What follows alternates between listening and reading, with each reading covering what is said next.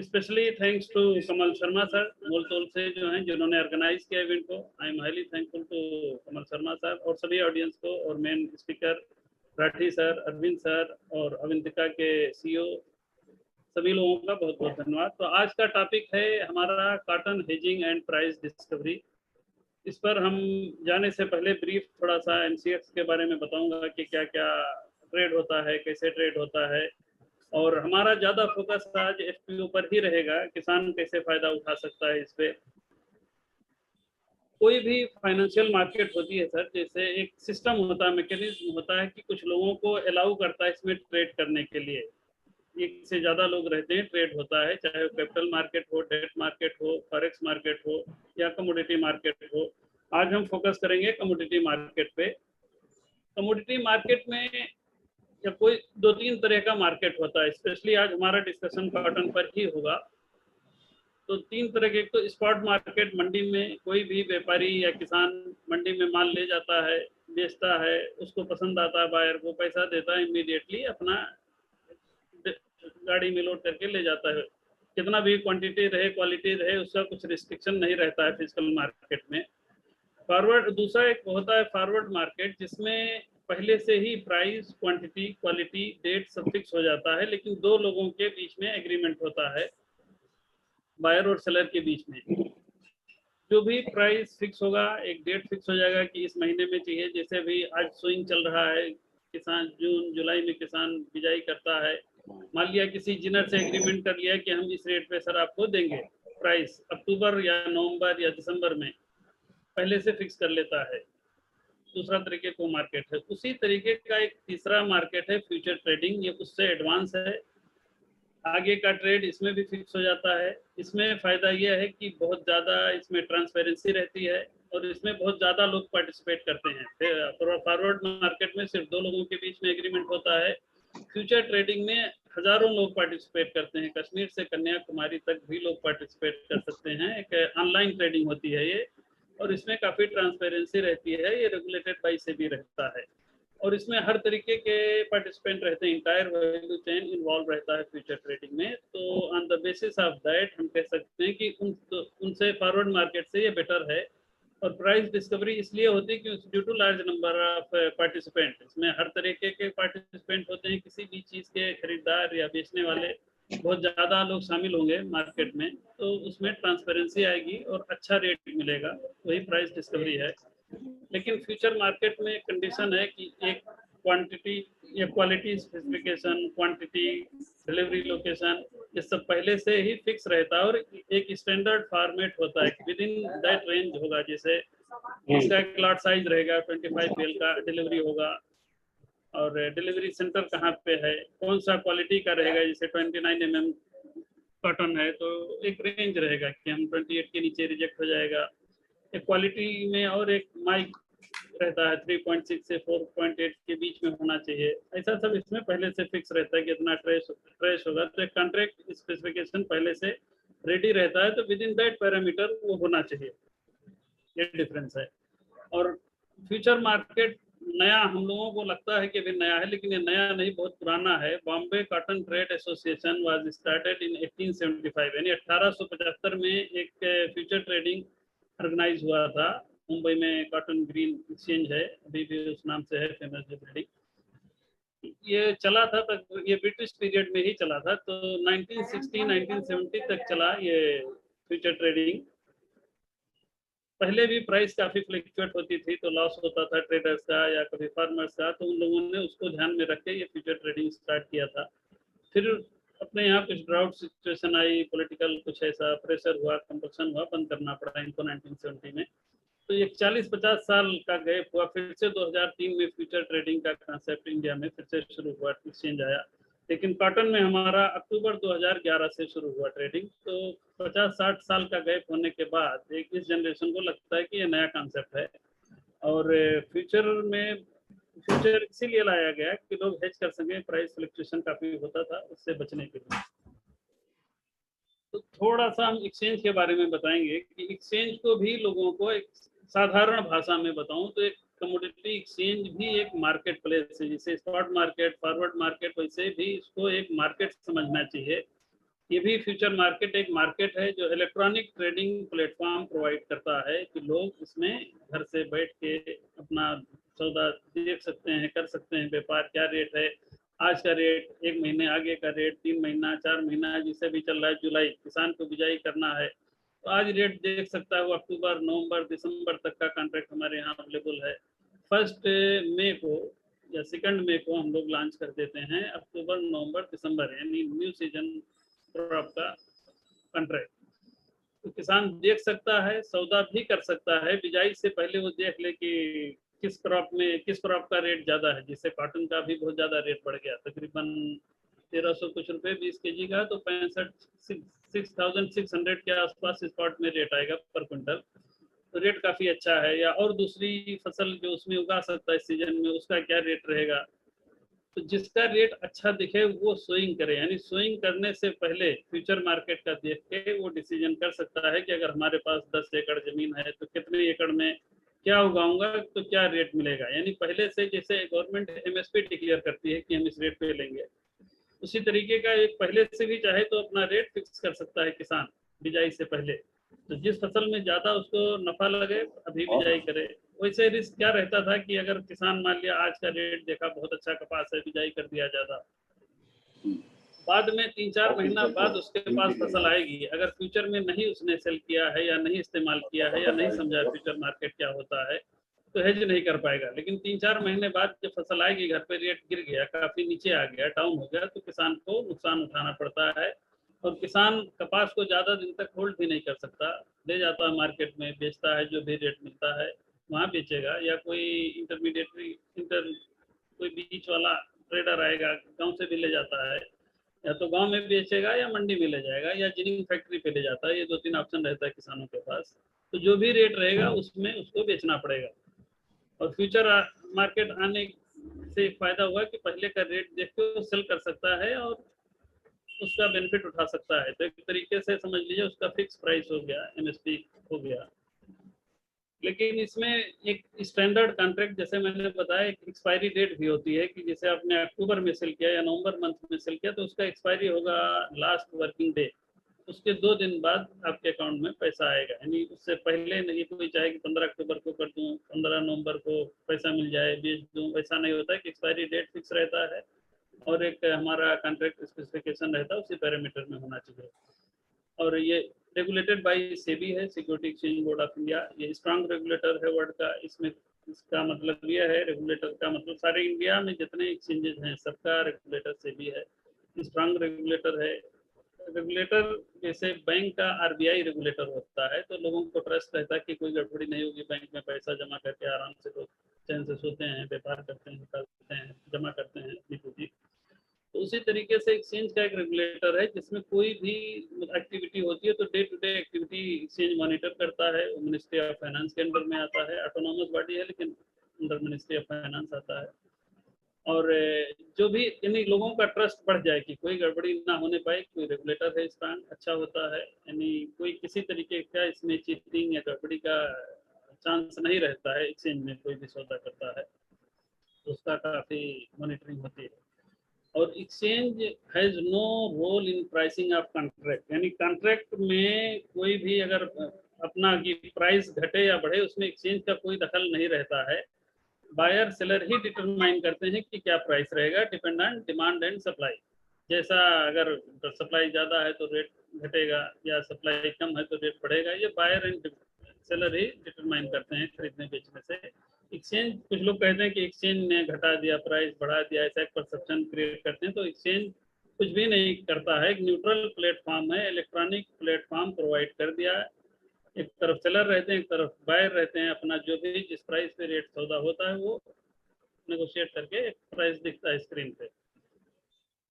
और एक्सचेंज नहीं होता, कुछ लोग कहते हैं तब भी ट्रेड हो ही रहता है, लाने की जरूरत क्या थी। लेकिन एक्सचेंज आने से यही फायदा है कि लोग 3-4 महीने आगे की, 5 महीना आगे का प्लानिंग कर सकते हैं। चाहे किसान सोइंग से पहले कर सकता है या फसल उसकी कैसी है देखने के बाद सेल कर सकता है, या फसल आने के बाद किसान अपना चाहे तो चॉइस करें कि हम मार्केट में बेचें तो कितने में बिकेगा या एक्सचेंज में बेचें तो अच्छा रहेगा, कितना खर्चा आएगा। अगर कपास की नहीं डिलीवरी पॉसिबल है तो हम कॉटन गठान बना के बेच सकते हैं, एक वैल्यू एडिशन हो जाएगा। और इसी तरीके से जिनिंग फैक्ट्री वाले भी देख सकते हैं कि हमें कहाँ से लेना है, मंडी में अच्छा पड़ेगा या एक्सचेंज से लेना अच्छा रहेगा कॉटन। उनको भी अगर सुटेबल है तो हमारे यहाँ पे बाई कर सकते हैं और एक्सचेंज से ले सकते हैं डिलीवरी, या हेज कर सकते हैं एक्सचेंज में। मान लिया बाई किया है, बाद में एक्सपायरी से पहले एक्सपायर ऑफ कर सकते हैं पोजीशन। या कोई मिल वाले भी इसी तरीके से उनको लगता है कि हमें मंडी से लेना चाहिए या डीनर से लेना चाहिए या किसी ट्रेडर से लेना चाहिए या एमसीएक्स से लेना चाहिए। तो सिंपली ये है, एक एक्सचेंज भी एक मार्केट है जिसको यूज करना चाहिए कभी जिसके लिए सुटेबल, अगर फार्मर्स के लिए है या जिनर्स के लिए है या स्पिनिंग मिल्स के लिए, जब जिसको जैसा सूट करे वैसा यूज करना चाहिए इसको, और हेज करना चाहिए हमेशा। इंडिया में अभी हेजिंग का कॉन्सेप्ट कम है। इंटरनेशनल में जहाँ पे एक्सचेंज पे जो कमोडिटी अवेलेबल है उसमें मैक्सिमम लोग, सभी कंपनी तकरीबन हेज पूरा करते हैं जितना उनको रिक्वायरमेंट रहता है। और मार्केट मतलब इसमें प्राइस डिस्कवरी भी होती है और प्राइस रिस्क मैनेजमेंट हो जाता है, जो जिससे ज़्यादा ये रॉ मटेरियल, चाहे जिनिंग फैक्ट्री का तो पूरा रॉ मटेरियल ही कपास है, स्पिनिंग वालों का भी मेन रॉ मटेरियल जो है कपास ही रहता है। तो इसको प्राइस घटने बढ़ने से काफ़ी बिजनेस पर फ्लक्चुएट होता है, सभी इंटायर वैल्यू चेन को। तो उससे बचना चाहिए, हेजिंग करना चाहिए। यह है दूसरा। ब्रीफ हम एक्सचेंज के बारे में बता दें क्या क्या हमारे यहाँ ट्रेड होता है। सेबी ने 91 कमोडिटी को नोटिफाई किया है कि इसमें एक्सचेंज ट्रेड लॉन्च, एक्सचेंज मतलब लॉन्च कर सकता है कोई भी कमोडिटी। लेकिन हम लोगों ने 25-26 कमोडिटी तकरीबन उसमें लॉन्च किया है, कुछ में अभी नहीं पॉसिबल हो पाया, स्टडी कर रहे हैं। और उसको हमने 4 सेगमेंट में बांटा: Boolean, energy, metal and agricultural commodity. Boolean में हमारा गोल्ड, सिल्वर ये सब आता है। एनर्जी में crude oil, natural gas. Metal में कॉपर, जिंक, एल्युमिनियम, निकल होता है। एग्रीकल्चरल कमोडिटी में हमारा सीपीओ है, कॉटन है, कपास है, रबर है, ये सब ट्रेड होता है। आज हम फोकस करेंगे कॉटन पे। हमारा जो फ्यूचर पूरे इंटायर कमोडिटी का, गोल्ड, बुलियन, एनर्जी, मेटल, ये सब एग्री चारों सेक्टर का टर्नओवर तकरीबन 35,000 करोड़ के आसपास डेली का टर्नओवर है, जिसमें मैक्सिमम हमारा गोल्ड, सिल्वर, क्रूड से आता है टर्नओवर।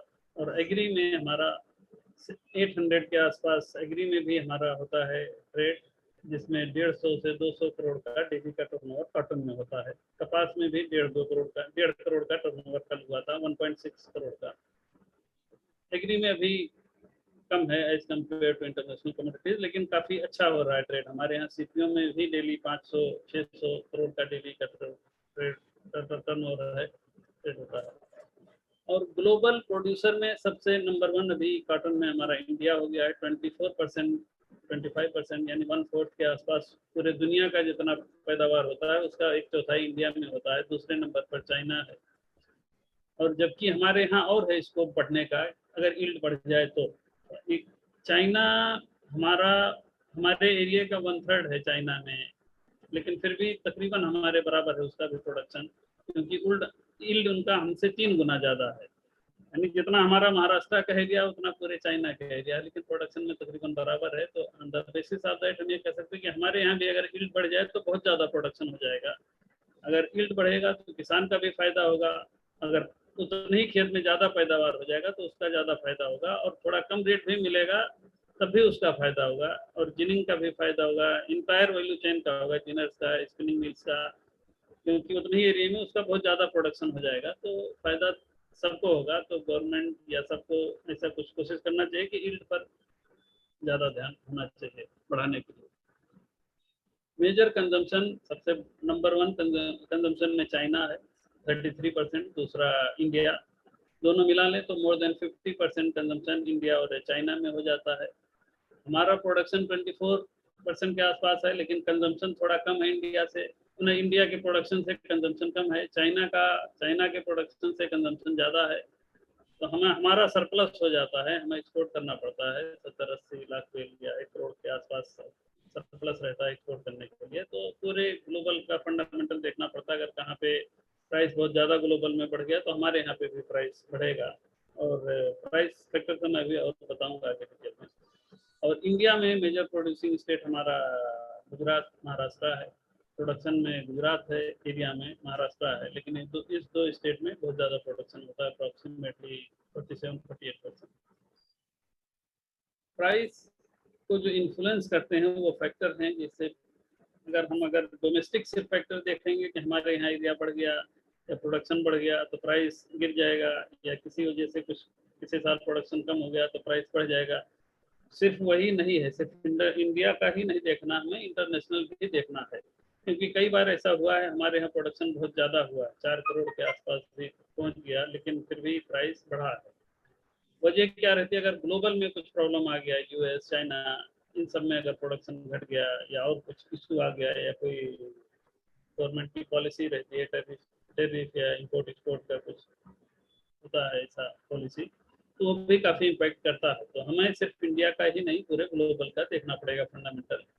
ग्लोबल का प्रोडक्शन कितना है, कंजम्पशन कितना है, एंडिंग स्टॉक क्या है, और कैसी पॉलिसी है इंपोर्ट एक्सपोर्ट की। जनरली यूएस और चाइना में टेरिफ इशू चलता रहता है, कभी उनका कोल्ड वार होता है और किसी इशू पे तो अपना टेरिफ को बढ़ा के एडजस्ट करते हैं उसको। और अपने डोमेस्टिक में डेफिनेटली हमें acreage, monsoon, insect, paste attack, ये सब देखना चाहिए, और कितना कैरी फॉरवर्ड स्टॉक है ये देखना चाहिए। और गवर्नमेंट की पॉलिसी जैसे मेनली एमएसपी कितना बढ़ाती है, जैसे इस साल बढ़ाया 200 रुपये, तो उस पर भी नज़र रखना चाहिए। अगर एमएसपी बढ़ता है तो थोड़ा सा सेंटिमेंट्स अप होता है प्राइस का। और एक चीज़ और ध्यान देना चाहिए, पूरा टेक्सटाइल इंडस्ट्री का फाइनेंशियल कंडीशन क्या है, टेक्सटाइल एंड टेक्सटाइल इंडस्ट्री का अगर फाइनेंशियल कंडीशन अच्छी है तो डेफिनेटली मार्केट का सेंटीमेंट अच्छा रहेगा। अगर उनका फाइनेंशियल कंडीशन खराब होता है तो मार्केट सेंटीमेंट थोड़ा पुअर रहेगा। और आज का जो टॉपिक हमारा risk management, price risk management, ये बहुत ही इम्पोर्टेंट है। इसको सभी सेक्टर के लिए, चाहे वो फार्मर्स हो, जिनर्स हो, मिल वाले हों, सभी के लिए price hedging, price risk management जरूरी है। Price risk management is very important and essential for market participants such as farmers, beginners, traders, spinners and textile companies. ये एक गवर्नमेंट ने एक बार एक कमेटी सेटअप किया था कि मॉनिटर करने के लिए कि एक्सचेंज जिस पर्पज से बना है, यानी हेजिंग के लिए या प्राइस डिस्कवरी के लिए, वो फुलफिल हो रहा है कि नहीं हो रहा है। तो उसने एक अपना रिपोर्ट सबमिट किया कि मोर देन 80% इसका जो पर्पस है हो रहा है, फुलफिल हो रहा है। और हेजिंग का बहुत सिंपल है, जितना जिसके पास माल स्टॉक है सेम क्वांटिटी वो फ्यूचर में सेल करेगा, क्योंकि उसको डर रहता है कि कीमत गिर ना जाए, कीमत गिरने से नुकसान होगा अगर किसी के पास माल पड़ा है। तो जिसके पास स्टॉक है, चाहे फार्मर्स हो, ट्रेडर हो, जिनर हो, वो फ्यूचर में सेल करेगा, क्योंकि उसको टेंशन रहता है प्राइस नीचे ना चली जाए।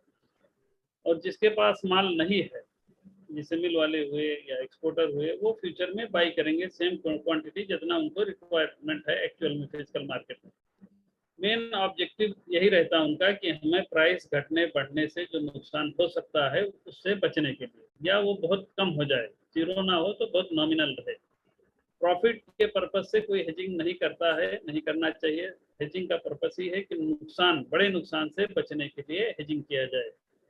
तो जिसके पास माल रहेगा उसको ये खतरा है कि प्राइस नीचे जाएगा तो फ्यूचर में सेल करके हेज करे। जिसको मिल चलाना है या बाई करना है रेगुलर या एक्सपोर्ट करना है, वो फ्यूचर में सेम क्वांटिटी जितना उसको रिक्वायरमेंट है वो बाई करे, क्योंकि उसको डर है कि 2-4 महीने, 3 महीने या अगले महीने हो सकता है प्राइस बढ़ ना जाए, तो उससे बचने के लिए।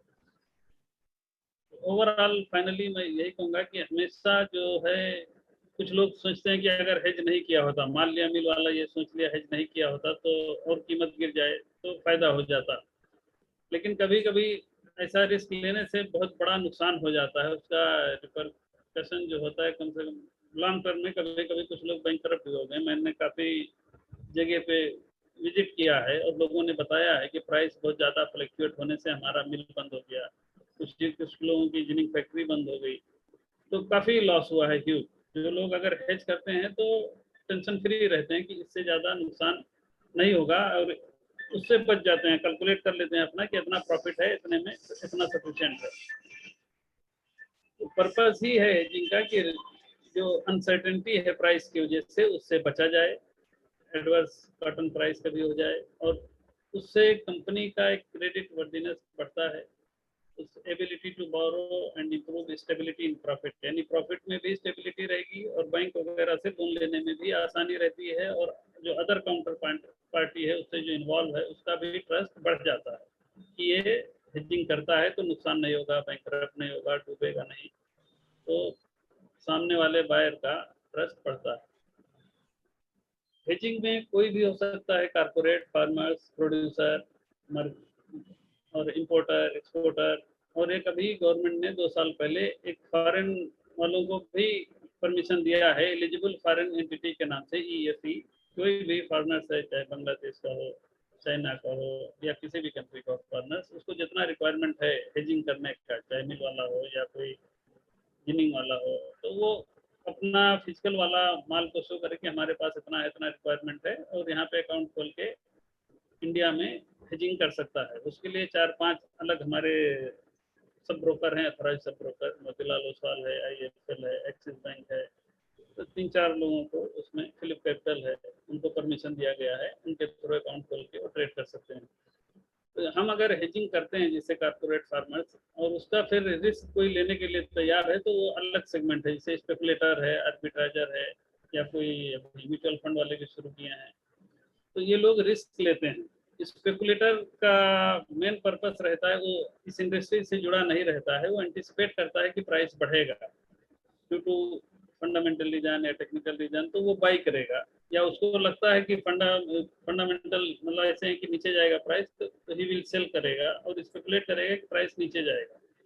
तो छोटे से प्रॉफिट लॉस के लिए वो लोग ट्रेड करते रहते हैं, अगर उनके फेवर में होता है तो प्रॉफिट होता है, और नहीं फेवर में होता तो लॉस होता है, एग्जिट कर जाते हैं थोड़ा लॉस करके। स्पेकुलेटर्स के आने की वजह से भी लिक्विडिटी बनी रहती है, और हेजर्स को बेनिफिट होता है एंट्री एग्जिट में। कभी भी यानी लिक्विडिटी बनी रहेगी तो आसानी से इंटर कर सकते हैं मार्केट में, एग्जिट कर सकते हैं। और दूसरा सेगमेंट है इन्वेस्टर में आर्बिट्राजर्स। आर्बिट्राजर बेनिफिट देखता है discrepancy of the two market, यानी फ्यूचर और फिजिकल में अगर प्राइस में ज़्यादा डिफरेंस आ गया तो उसका बेनिफिट लेता है। अगर फ्यूचर सस्ता है तो फ्यूचर से लेके स्पॉट में बेचेगा, अगर मान लिया स्पॉट सस्ता हो गया, उसको लगता है तो मंडी से खरीद के हमारे यहाँ फ्यूचर मार्केट में ले जाके डिपॉजिट करता है। जो खर्चा आता है उसको निकालने के बाद जो डिफरेंस उसका बचता है वो उसका प्रॉफिट हो जाता है। मान लिया 24,000 रुपया उसको मिल गया स्पॉट मार्केट से, फ्यूचर में 25,000 है, तो फ्यूचर में सेल करेगा, स्पॉट से खरीदेगा, 400-500 रुपये अगर खर्चा आया, 500 रुपये का जो डिफरेंस है वो उसका प्रॉफिट होगा। इस तरीके से करते हैं लोग। इसी का एग्जाम्पल मैं एक देता हूँ, जैसे कोई FPO है या जिनर है, उसके पास मान लिया 1000 BL का स्टॉक है या 100 BL का स्टॉक है फॉर एग्जाम्पल, आज का रेट मान लिया 24,000, वैसे 25,000 के ऊपर चल रहा है, लेकिन मैं पहले बनाया था 24,000 स्पॉट है सपोज कीजिए, और लगता है कि उसको 1 महीने बाद कीमत नीचे चला जा सकता है, डर है कि अभी बहुत है प्राइस, हो सकता है कुछ करेक्शन ले या किसी और वजह से नीचे आ सकता है, 500 रुपये नीचे आ सकता है या कुछ भी नीचे आ सकता है, तो इमीडिएटली वो जितना क्वांटिटी उसके पास है स्टॉक 1000 बेल है या 100 बेल है, तो उतना सेल कर देगा फ्यूचर मार्केट में। अगस्त महीने का या अक्टूबर का या नवंबर का, जिस मंथ का चाहे वो सेल कर सकता है सेम क्वांटिटी। 8% मार्जिन है फ्यूचर मार्केट में, मैक्सिमम मतलब 10% का मार्जिन समझ के अगर रखता है, फ्यूचर में सेल कर दिया तो फिर भी 90% उसका फ्री रहेगा। 500 रुपये अगर नीचे आ जाता है 1 महीने बाद, मान लिया अगस्त में फिर बेचा, तो फिर अगर फ्यूचर में उसका 500 रुपये पर बेल का गेन हो जाएगा, और स्पॉट में 500 रुपये सस्ता बिकता है। अगर नहीं किया होता है तो वो 500 रुपये का उसका पर बेल का नुकसान होता है, लेकिन फ्यूचर में किया तो गेन हो गया। मान लिया अगर उल्टा हो गया, वो सोचा था कि डाउन हो सकता है लेकिन बढ़ गया, 24,000 का 24,500 हो गया, तो उसका मंडी में महंगा बेच सकता है और फ्यूचर में उसका लॉस होगा, यानी एक जगह प्रॉफिट होगा, एक जगह गेन होगा, तो ऑफसेट हो जाएगा, यानी नेट टू नेट उसका 24,000 के आसपास रहेगा। एग्जैक्टली नहीं हो सकता 500 वहाँ प्रॉफिट वहाँ लॉस, तो 490 हो सकता है, 510 हो सकता है, लेकिन आसपास रहेगा उसका, क्योंकि दोनों एक ही डायरेक्शन में चलते हैं मार्केट। तो इसलिए हेजिंग जरूरी है कि नुकसान से बचा जाए, फायदे के लिए नहीं किया जाता है, सिर्फ नुकसान से बचने के लिए, और उसका बिजनेस सस्टेनेबल रहे। और दूसरा है, कोई मिल वाला है या एक्सपोर्टर है, मान लिया आज कोई एक्सपोर्टर कमिटमेंट कर लिया कि हमें अगस्त में देना है या अक्टूबर नवंबर में मुझे एक्सपोर्ट करना है, आज के बेस पे कर लिया, 2 महीने बाद प्राइस बढ़ गया, 1 महीने बाद प्राइस बढ़ गया, तो वो महंगा खरीद के फिर देगा, तो अगर नहीं हेजिंग किया है उसका लॉस होगा या तो डिफॉल्ट होगा। अगर इमीडिएटली सेम क्वांटिटी फ्यूचर में हेज कर लिया उसने, जिस मंथ का ऑर्डर लिया है, तो अगर स्पॉट में मान लिया बढ़ भी जाता है 1-2 महीने बाद 500 रुपये पर बेल, 1000 पर बेल, जो भी बढ़ेगा, तो महंगा खरीदेगा, लेकिन यहाँ पर फिर बाई है उसका फ्यूचर मार्केट में, यहाँ पर गेन हो जाएगा। मान लिया फ्यूचर में डाउन हो गया, तो इसका मान लिया 2 महीने बाद गिर गया प्राइस, तो स्पॉट में सस्ता मिल जाएगा, फ्यूचर में लॉस होगा, यानी उसका प्राइस नेट टू नेट वही रहेगा जो जितने पे उसने कमिटमेंट किया, यानी बहुत ज़्यादा नुकसान नहीं होगा उसका, और सेफ रहेगा, कभी डिफॉल्ट होने का चांस नहीं रहेगा। तो इसलिए हेजिंग बहुत ज़रूरी है सबके लिए। कोई मिल वाला है तो रेगुलर वो हर महीने चाहे तो बाई कर सकता है, जितना रिक्वायरमेंट करना है, सिर्फ 8% का मार्जिन देना है और उसका प्राइस लॉक हो जाएगा। सभी जिनर या कोई मिल वाला या स्टॉकिस्ट इंश्योरेंस कराता है कपास का कि आग ना लगे और कोई मिस हैपनिंग ना हो, लेकिन कोई इंश्योरेंस प्राइस घटने बढ़ने से जो लॉस होता है इसका इंश्योरेंस नहीं होता है। तो एक तरीके का हेजिंग प्राइस का इंश्योरेंस है, प्राइस घटने बढ़ने का इंश्योरेंस हो जाता है अगर कोई हेज करता है एक्सचेंज को। और हमारा इसे जैसे MCX है वैसे ICE है, इंटरकॉन्टिनेंटल एक्सचेंज यूएसए में, वहाँ पर भी ट्रेड होता है, बहुत दुनिया के लोग उसको भी वॉच करते हैं, फॉलो करते हैं, ट्रेड करते हैं। तो अगर वहाँ का प्राइस और हमारा प्राइस का कोरिलेशन देखेंगे तो 85% के आसपास कोरिलेशन है, यानी वहाँ पे अगर 100 रुपये गिरता है तो हमारे यहाँ पे भी 80, 85, 90 या 110, 5 हमारे यहाँ पे भी डाउन होगा, या बढ़ता है तो हमारे यहाँ पे भी उसी रेशियो में 85% का कोरिलेशन है, बढ़ेगा। ऐसा नहीं कि वहाँ पे गिरे यहाँ पे बढ़े, ऐसा उल्टा नहीं होगा, दोनों। तो उसको भी लोग देख के यहाँ पे लेते हैं पोजीशन। वो इवनिंग में खुलता है, जनरली ज़्यादा ट्रेड होता है एक्टिवली, तो हमारा भी मार्केट रात तक खुला रहता है 9 बजे तक, सुबह 9 बजे से 9 बजे तक। तो अगर वहाँ पे भी ज़्यादा अगर अप डाउन हुआ, अप हुआ मूवमेंट या डाउन हुआ मूवमेंट, तो उसका उस हिसाब से यहाँ पे लोग हेज कर सकते हैं या पोजीशन ले सकते हैं, बाई सेल। और स्पॉट और फ्यूचर में हमारा तकरीबन 98% का कोरिलेशन है, और कन्वर्जन जो होता है हमारा स्पॉट बेस पे ही DDR आता है, तो स्पॉट से मैच करता है पूरा। तो उसमें कोई यानी डिलीवरी कोई लेना देना है तो स्पॉट से मैच हो जाता है, कोई प्रॉब्लम नहीं आती कि स्पॉट फ्यूचर में लास्ट तक डिफरेंस नहीं रह जाता है ज़्यादा। और हमारा इंडियन का मार्केट साइज, इंडियन क्रॉप का, कॉटन बेल का 65,000 करोड़ का है। इसको हमने सिंपली प्रोडक्शन और 360 लाख बेल का प्रोडक्शन माना, और लास्ट ईयर का एवरेज प्राइस 18,000 मल्टीप्लाई किया 18,000 इंटू 360 लाख बेल, 65,000 करोड़ आया कॉटन बेल का। सिर्फ अगर कपास का लेंगे तो उसमें सीड भी इंक्लूड रहेगा तो 1 लाख करोड़ के ऊपर हो जाएगा, लेकिन सिर्फ कॉटन बेल का 65,000 करोड़ का मार्केट साइज है। और वोलेटिलिटी लास्ट ईयर 16% था, और 16% of 65,000 crore more than 10,000 crore हो जाता है। 10,000 करोड़ का रिस्क रहता है सिर्फ प्राइस घटने बढ़ने का, इंटायर वैल्यू चेन का। तो यानी बहुत बड़ा अमाउंट है 10,000 करोड़, तो इसलिए हेजिंग लोगों को करना चाहिए। और प्राइस एडवर्स कभी हो जाए, अनसर्टेनिटी रहती है प्राइस की, कभी उल्टा हो जाए, तो उससे बचने के लिए। और हमारा कॉटन कॉन्ट्रैक्ट शुरू हुआ है अक्टूबर 2011 से, और 2011 से अब तक का जो डिलीवरी हुआ है 18 लाख बेल के आसपास हो चुका है, और कोई मेजर प्रॉब्लम उसमें नहीं आया है, स्मूथली चल रहा है। कभी थोड़ा बहुत आया होगा तो हैंडल हुआ, लेकिन उसको हमेशा इम्प्रूव किया है हमने इधर 2-3 साल से, ना के बराबर कंप्लेन आ रहा है। और हमारा जो कॉन्ट्रैक्ट स्पेसिफिकेशन है, जो डिजाइन किया हम लोगों ने, जितना प्रोडक्शन होता है इंडिया का उसका तकरीबन 75%, मोर देन 75% पूरे इंडिया के प्रोडक्शन कवर हो जाता है। और मार्केट हमारा 9 AM to 9 PM खुला रहता है, उसमें भी लोग बेनिफिट उठा सकते हैं उसके। और CTT नहीं लगता इसमें, exempted from paying commodity transaction tax, यानी जो कमोडिटी कोई प्रोसेस्ड है तो जनरली उस पर CTT लगता है एग्री कमोडिटी पे, लेकिन कॉटन में एग्जाम किया है, CTT नहीं, कमोडिटी ट्रांजैक्शन 0।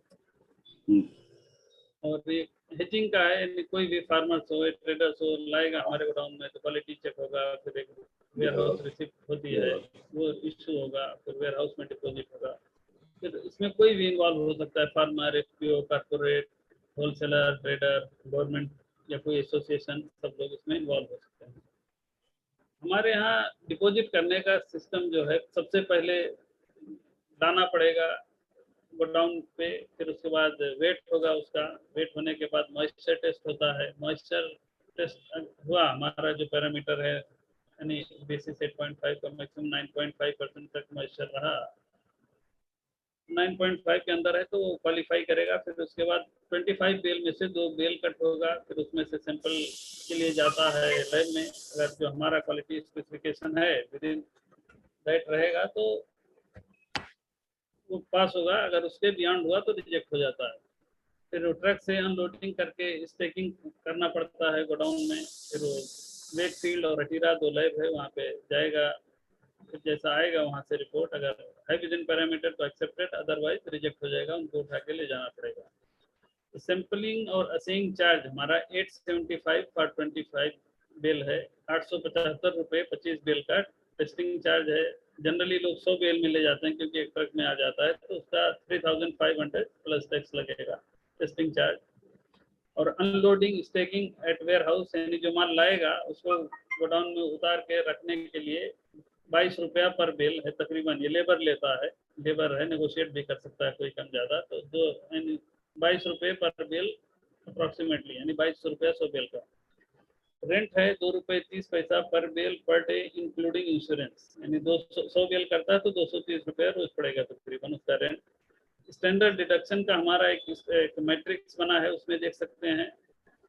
तो 0.25 से प्लस 0.25, यानी जून जुलाई में गेन हो जाता है, बाकी घटता है, रिड्यूस होता है। तो एक शीट है, उसको देखना पड़ेगा सबको। डिलीवरी प्रोसीजर का सर्कुलर आ गया कल हमारे यहाँ, उसमें पूरा शीट दिया है किस मंथ में करेंगे तो कितना डिडक्शन होगा।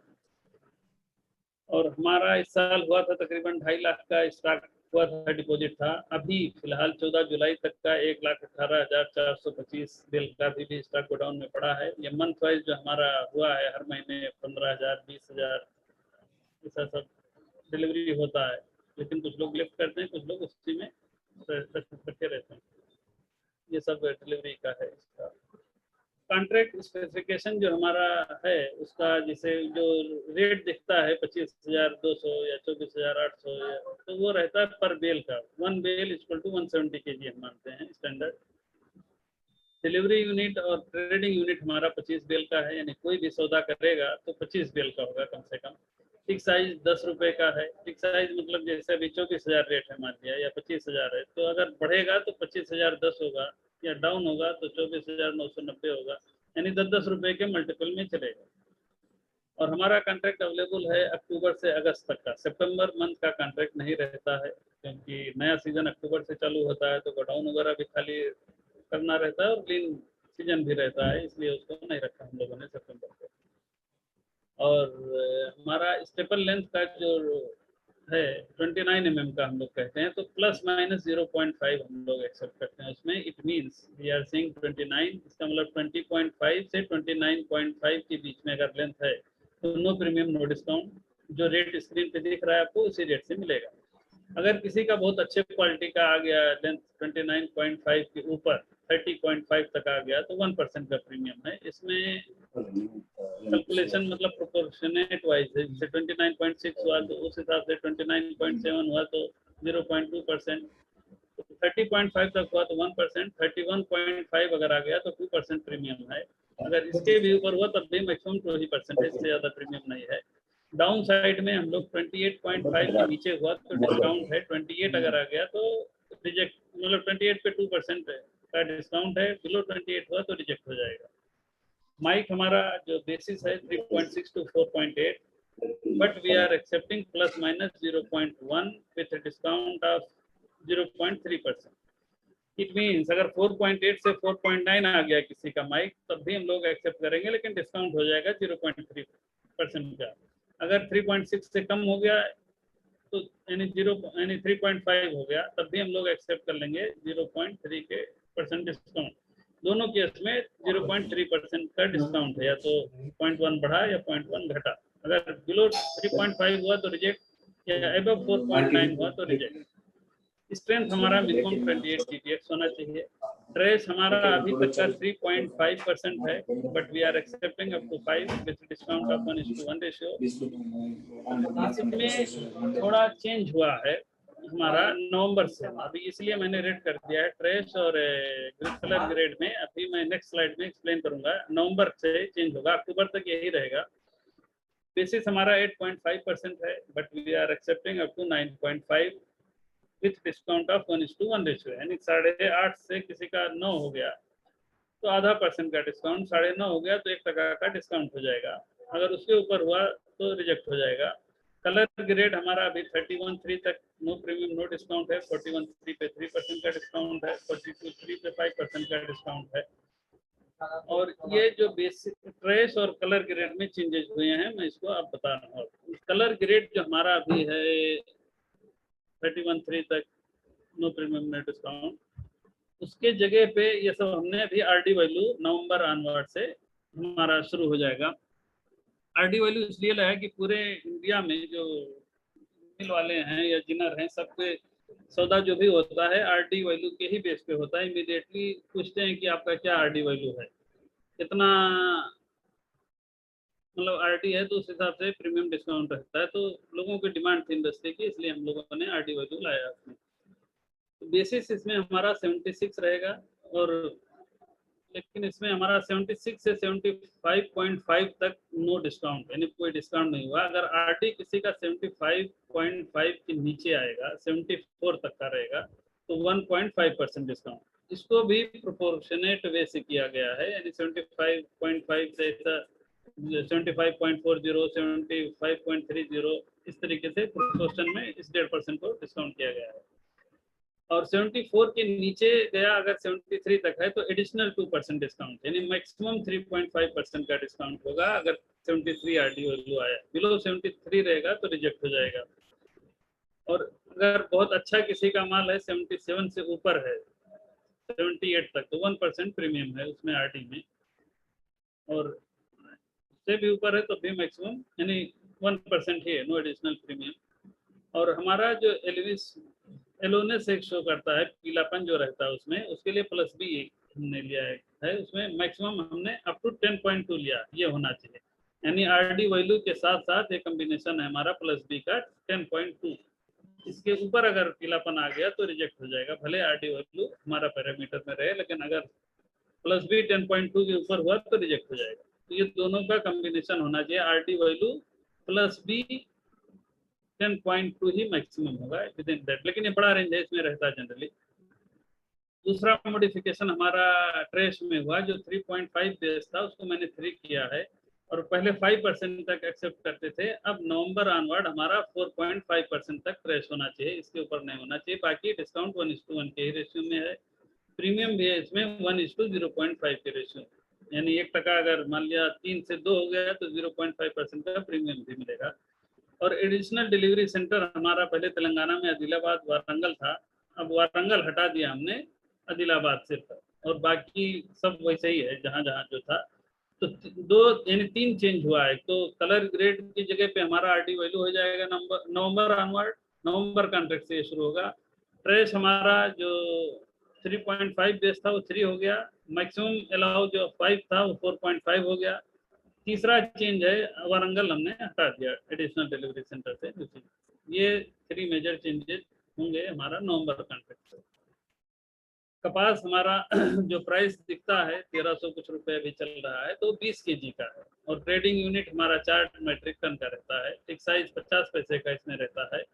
Contract available February, April and November है, और ये बोथ ऑप्शन डिलीवरी है। कॉटन हमारा कंपलसरी डिलीवरी था, अगर कोई इसमें बाई सेल करेगा लास्ट तक एक्सपायरी तक रहेगा तो डिलीवरी लेना या देना पड़ेगा, लेकिन इसमें बोथ ऑप्शन है कपास में। और बाकी पैरामीटर सिमिलर है हमारा कॉटन जैसा, जिससे इसका स्टेपल लेंथ 29 mm माना चाहिए, आउटरन 34%, प्राइस 3%, माइक सेम। अब किसानों के लिए एफपीओ से जुड़ा है, ये गुजरात एग्रो प्रोड्यूसर कंपनी इसमें जुड़े हैं, इसलिए एफपीओ का क्या क्या फायदा है उसमें मैं थोड़ा सा हाईलाइट कर दूं। कोई भी किसान या एफपीओ या कोई भी प्रोड्यूसर है, जिससे किसान को ये नहीं पता है कि हमारा जो कपास बिक रहा है कि इसका एक्चुअल रेट क्या होना चाहिए, यानी कि कोई बेचने वाला चाहेगा कि हमें जितना ज़्यादा मिले वो अच्छा है, और खरीदने वाला चाहेगा जितना सस्ता मिले उतना हमारे लिए अच्छा है, मोर प्रॉफिट रहेगा। लेकिन किसान को भी जानना चाहिए जो हम बेच रहे हैं उसमें क्या क्या होता है, जैसे उसमें कपास में सीड निकलेगा और लिंट निकलेगा, तो उसको ये जानना चाहिए कुंटल कपास में कितना परसेंट हमारा सीड आएगा, कितना परसेंट लिंट आएगा, और उस सीड का क्या रेट है, लिंट का क्या रेट है, उस हिसाब से उसको कैलकुलेट करना चाहिए। फिर उसको पता चलेगा कि रीजनेबल प्राइस क्या होना चाहिए। तो एक कुंटल कपास में हमने 34% तो लिंट रहता है, एक अजम्पशन है, थोड़ा प्लस माइनस हो सकता है, कभी 35 हो सकता है, 33 भी हो सकता है, लेकिन मेजॉरिटी है का यही है कि 34% लिंट रहता है सीड, 64%, 2% वेस्टेज। तो अगर कोई भी कॉटन बेल बनाता है तो 5 कुंटल कपास का एक बेल बनेगा, इस हिसाब से कैलकुलेट करेगा तो 100 बेल बनाने के लिए उसको 50,000 केजी यानी 50 टन चाहिए उसको कपास 100 बेल बनाने के लिए। जिनिंग चार्ज आएगा अप्रॉक्सीमेटली 1000 पे, 900 लेते हैं, कहीं 950, कहीं 1000 के आसपास लेते हैं, क्योंकि सीसीआई सब कपास खरीदता है तो जिनिंग करवाता है, प्रोसेस करके कॉटन बेल रखता है, कपास नहीं स्टॉक में रखता है, क्योंकि वो जगह भी ज़्यादा लेती है, जल्दी खराब होने का चांस रहता है, तो इसलिए कॉटन बेल बना के रखते हैं। तो इसी तरीके से एफपीओ भी अपना कॉटन गठान बनवा सकता है। तो एक बेल का अगर 1000 है तो 100 बेल बनेगा तो 1,00,000 रुपए के आसपास खर्चा आएगा। तो अगर 30 लाख का, अगर 50 टन का कपास अगर 60 रुपए पर केजी यानी 6,000 रुपये कुंटल का है, तो 30 लाख के आसपास का उसका कपास का वैल्यू हो गया, 1,00,000 जिनिंग का, 31 लाख हो गया ये। कॉटन बेल 24,000 का रेट अगर मान लीजिए है, अभी तो 25 चल रहा है, तो ये 24 लाख का, तो उसका 100 बेल का 24 लाख का बेल हो जाएगा। कॉटन सीड अभी 35-40 के रेंज में है, लेकिन हमने 30 लिया है, तो 9,60,000 रुपए का, तो जो भी रेट रहे उस दिन के रेट से कैलकुलेट कर सकता है कोई, तो मैंने एक एग्जांपल बनाया है। तो 9,60,000 के आसपास उसका सीड बिक जाएगा, तो 9,60,000 और 24 लाख जोड़ेंगे तो 35,60,000 हो गया, और उसका 31 लाख रुपए कपास और जिनिंग का खर्चा आया था, तो वो घटाएंगे तो 2,60,000 रुपये उसका प्रॉफिट होगा। तो ये प्रॉफिट जो भी होगा आपस में जितने किसान उसमें इन्वॉल्व हैं एफपीओ में वो बांट सकते हैं, यानी 50,000 रुपये भी अगर इसमें प्रॉफिट होता है तो 100 रुपये पर कुंटल उसका कपास बढ़ जाएगा अगर रिवर्स कैलकुलेशन करेंगे तो एफपीओ भी थोड़ा अपना बिजनेस बढ़ाना चाहता है, प्रॉफिट करना चाहता है, तो वो पार्टिसिपेट इस तरीके से भी कर सकता है कि कपास को गठान बना के एक्सचेंज में डिपॉजिट करें, या डायरेक्ट मिल वालों को भी सप्लाई कर सकते हैं अगर कॉन्ट्रैक्ट अच्छा है, जहां उसको ज़्यादा प्राइस मिले तो वैल्यू एडिशन हो जाएगा, उनका कुछ प्रॉफिट हो सकता है। और एफपीओ को हम लोग बेनिफिट दे रहे हैं, सिर्फ एफपीओ को, यानी असेइंग चार्ज जो लगेगा, हमने बताया था 100 बेल का 3,500 प्लस टैक्स, वो पूरा रियम्बर्स कर देगी हमारे। ऐसा प्रोविजन है एक्सचेंज में कि जो भी खर्चा आएगा अपने एफपीओ के लेटर हेड पे बना के देगा कि हमारा इतना असेइंग चार्ज लगा, वो बिल अटैच करेगा, तो पूरा टेस्टिंग चार्ज यानी 100% रियम्बर्स कर देंगे। उसको क्लेम विद इन 3 मंथ ऐसा करना रहेगा। वेयर हाउस का रेंट जितना आएगा यानी उस महीने का रेंट पूरा 100% रियम्बर्स कर देंगे। पैकेजिंग कास्ट इवन एक जिनर से जहाँ करवाएंगे वो ऐसा बना के देगा कि कपड़े का इतना लगा, प्लास्टिक पट्टी जो लगती है 12 इतना लगा, अलग से बिल बना के देगा, तो वो भी हम लोग रियम्बर्स कर देंगे। ट्रांसपोर्टेशन कास्ट यानी जिनिंग फैक्ट्री से गोडाउन तक का जो लगेगा ट्रांसपोर्टेशन कास्ट 15,000 20,000 ये जो भी लगेगा उसका 50% हम लोग रियम्बर्स कर देंगे।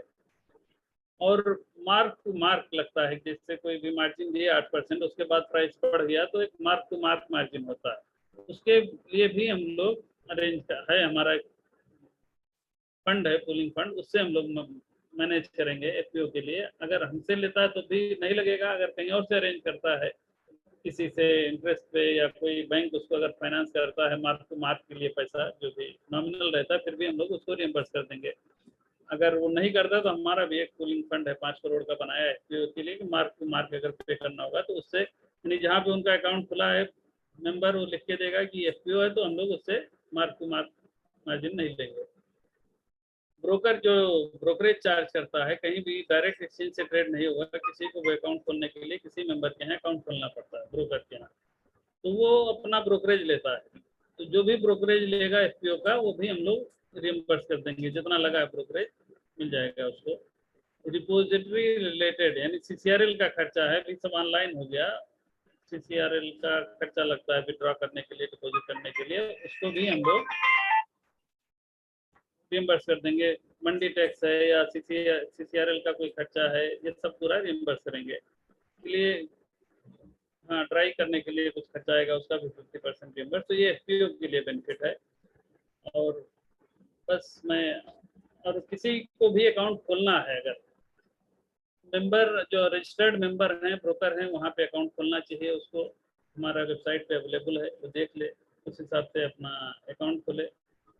और केवाईसी होना चाहिए, उसको मैसेज आना चाहिए आपने क्या ट्रेड किया है क्या नहीं किया है, यानी किसी फ्रॉड से बचिए। कोई अगर रजिस्टर्ड नहीं है हमारे यहाँ, और ऐसे ही और कोई आप जो बाई खरीदते हैं बेचते हैं उसका स्टेटमेंट नहीं आता है, तो भी उससे पूछिए क्यों नहीं आता है। आना चाहिए इमीडिएटली, आपको एसएमएस आता है, ईमेल आता है।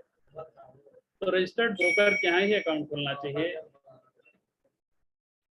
और कभी भी कोई अगर लालच दे कि कॉटन में कम प्रॉफिट है, आप गोल्ड सिल्वर में कर लो या इसमें स्पेकुलेशन कर लो, तो वो सबसे बचना चाहिए। किसानों का जो कमोडिटी है उसी में आपको हेजिंग करना चाहिए, या ट्रेड करना चाहिए, या आर्बिट्राज करना चाहिए, ना कि दूसरे में। कोई अगर लालच दे तो पैसे के लालच में नहीं आना चाहिए। कैश पेमेंट नहीं होता हमारे यहाँ, सिर्फ चेक से होता है। इस सब का ध्यान देना चाहिए। और बाकी डोमेस्टिक फंडामेंटल है, प्रोडक्शन वगैरह, ये सब हमारे और हैं, राठी सर हैं, अरविंद सर हैं, या कमल शर्मा साहब हैं, सब बताएंगे। बस हम इन्हीं बातों के साथ अपना खत्म करना चाहता हूँ। Thank you very much. और किसी का कोई क्वेरी डाउट हो तो चैट पे पूछ सकते हैं या बाद में पूछ सकते हैं, जैसा मॉडरेटर कहेंगे। कमल शर्मा साहब, thank you very much. Kamal Sharma sir,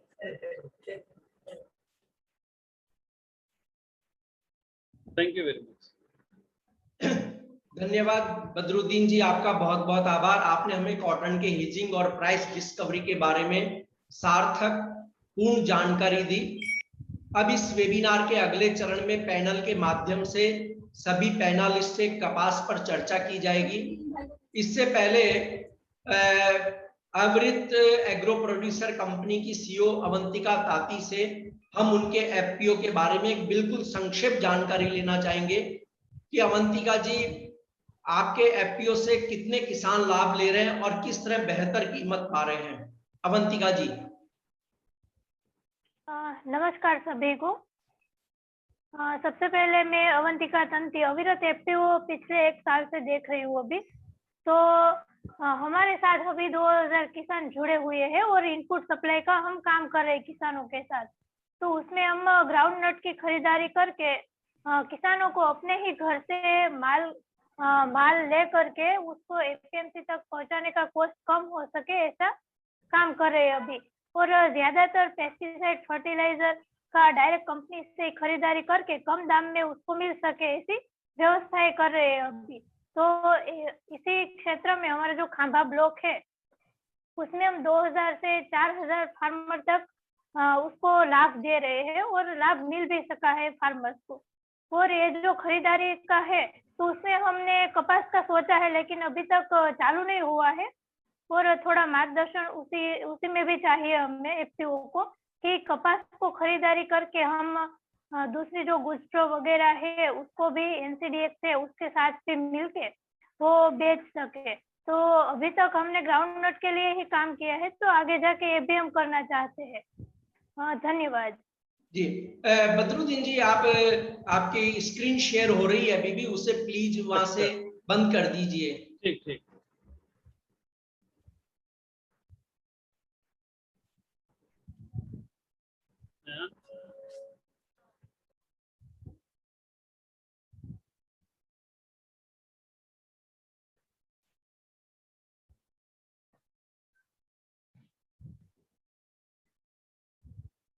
ji, thanks Rakesh ji. अब हम आपसे सवाल पे आते हैं कि राकेश जी, उत्तर भारत के पंजाब, हरियाणा और राजस्थान राज्यों में कपास की बुआई लगभग पूरी हो चुकी है। क्या हाल रहा इस साल और पिछले साल से क्या अंतर आपने पाया? राकेश जी। सर, पिछले साल के मुकाबले अंदाज हमारे यहाँ 12-15% जो है कॉटन का एरिया घटा है।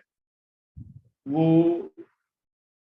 मतलब जैसे अगर अपने देखें तो पंजाब एक इलाका है जहाँ पे थोड़ा सा एरिया बड़ा है, अदरवाइज राजस्थान में, हरियाणा में और लोअर राजस्थान में पिछले साल करीबन ये 16.63 लाख हेक्टेयर था, जो इस बार घट के करीबन है 15.5 लाख हेक्टेयर के करीब रह गए।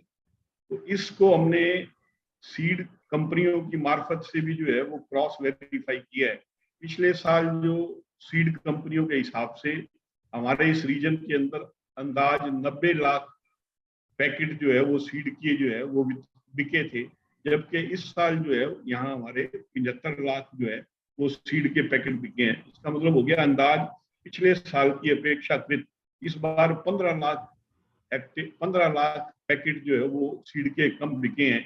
और उसको ये देखा जाए तो 1 हेक्टेयर में रफली 6 पैकेट का जो है वो लागत होती है, और अंदाज 2.5 लाख हेक्टेयर जो है वो एरिया कम हुआ है। अगर 16.63 है उसको 2.5 करें तो अंदाज यही करीबन 15-16% के करीब जो है वो एरिया है वो कम हुआ है इस बार। और पिछले बार के अंदर एक अंतर ये है, पिछली बार हर जगह पे पानी की अवेलेबिलिटी सही होने से जो लेट सोइंग है वो नहीं हुई थी, बल्कि मोस्टली जो सोइंग हुई थी वो टाइम में हो गई थी, पर्टिकुलरली राजस्थान और हरियाणा के उस पार्ट के अंदर। परंतु इस बार क्या हुआ है कि इंदिरा गांधी कैनाल के अंदर जो है वो 28-29 तारीख तक जो है 28-29 मई तक जो है वो रिपेयर का काम चलता रहा था। इसकी वजह से पानी जो है वो सिंचाई के लिए अंदाज 10 जून को जाके मिला है, जबकि गवर्नमेंट और एग्रीकल्चर यूनिवर्सिटी की मानना ये है कि 20 मई तक जो है 20 से 25 मई डेडलाइन है, या 20 से 25 मई तक के अंदर जो सोइंग की जाएगी वो सोइंग जो है उसको आइडियल सोइंग मानते हैं। परंतु कुछ एरिया पर्टिकुलरली राजस्थान और हरियाणा में इस लाइन को क्रॉस करके उसके बाद भी इसके अंदर बिजाई लेट भी है, बिजाई कम भी है। जी, जैसे हम अभी गवर्नमेंट के डेटा देखें जो कल 16 जुलाई को आए, तो देश भर में 98 लाख हेक्टर में इसकी बुआई हुई है। लास्ट ईयर यह रकबा लगभग 113 लाख हेक्टर था, यानी अभी भी 14% हम कहें तो बुआई हमारी पिछड़ रही है, जिसकी वजह शायद मानसून भी रहा हो और नहरों में उत्तर भारत के अंदर पानी की कमी भी रही थी।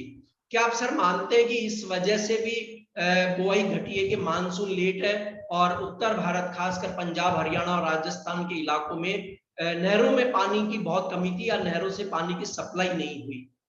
देखिए हमारे यहाँ पे लार्जली एरिया है, देखिए पंजाब का और हरियाणा का और राजस्थान का वो नहरों से इरिगेटेड है। हमारे यहाँ पे कंपैरेटिवली मानसून के ऊपर डिपेंडेंस जो है वो बहुत कम है। तो मैं ये नहीं मानता भी मानसून का 5-10% तो कोई प्रभाव पड़ा हो तो पड़ा हो। बड़ा जो प्रभाव है नॉर्थ इंडिया के अंदर मानसून की वजह से कोई बिजाई लेट नहीं हुई है, बल्कि जो कैनाल में पानी की अवेलेबिलिटी कम रही है उसकी वजह से जो है वो बिजाई कम हुई। जी, और अरविंद जी आपका स्वागत है कि अरविंद जी गुजरात के अंदर हम बात करें तो बुआई कैसी लगभग इस साल है, क्या पैटर्न उसमें चेंज हुआ देखने को मिल रहा है? जबकि सरकार के डेटा देखें तो गुजरात में कपास की बुआई अब तक 18 लाख हेक्टेयर से ज्यादा हुई है, जो लास्ट ईयर समान समय में 20 लाख हेक्टेयर थी। क्या आप मानते हैं कि किस तरह की सिचुएशंस वहां बुआई को लेकर के है? नमस्कार जी, जो आप उनको पूछ रहे हैं उसके बारे में हम आपको जवाब देंगे। ये जो गुजरात की बुआई है वो अभी 18 लाख हेक्टेयर में हो रही है, इससे भी ज्यादा हुआ है। और जो अभी मॉनसून अभी चालू है, कई जगहों पे बोइंग हुआ नहीं था। ये जो आज चला 3 डेज से 5 डेज में जो पानी गिरा है काफी जगहों पे, वहाँ काफी जगहों में बोइंग सोइंग नहीं हुआ था, वहाँ सोइंग चालू है। अभी सबका मैं रिपोर्ट ले रहा हूँ गाँव से, वो बोल रहे कि भाई हमारे यहाँ कपास का सोइंग हो रहे। जहाँ जो मूंगफली डालने वाले थे तो बारिश लेट हुआ, वो हिसाब से अभी कपास की सोइंग ज्यादा हो रही है। तो मेरे हिसाब से पिछले साल से 5% से 10%, 10% तक सोइंग ज्यादा होगा, 100%।